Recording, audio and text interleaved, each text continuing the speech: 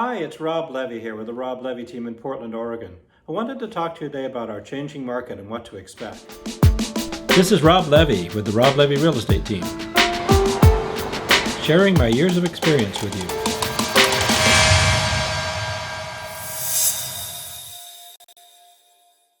So today I want to share with you 5 slides, and these are talking about why this upcoming shift in the real estate market is probably going to be a little bit different than what it was like the last few times. Number one is the mortgage standards are nothing like they were back then. Back then it was really easy peasy to get a mortgage, and now mortgage standards are much tougher. As a matter of fact, it's tougher to get a mortgage now than it was in 2007. The second thing is prices aren't soaring out of control. No, they're just not. I mean, you look at this chart here, you can see that prices have been fairly average. Yes, here in the Portland area, these are national standards. Here in the Portland area, they've been a little bit higher in previous years, but for the last year, it's actually been below the 2019 chart shown here. The third one is we don't have a surplus of homes.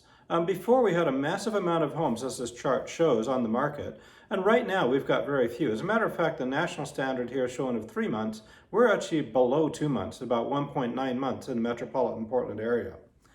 Number 4, and probably very important, is houses became extremely expensive to buy.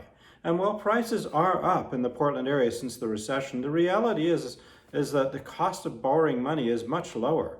Interest rates prior to the last recession were, the 6-7% range, and right now we're running around, well, they're kind of bouncing around a bit, but last week they were as low as 2.75 and as high as 5, but we're seeing constantly pretty much around about 3 to 3.5 to 3.75%. So that makes homes much more affordable.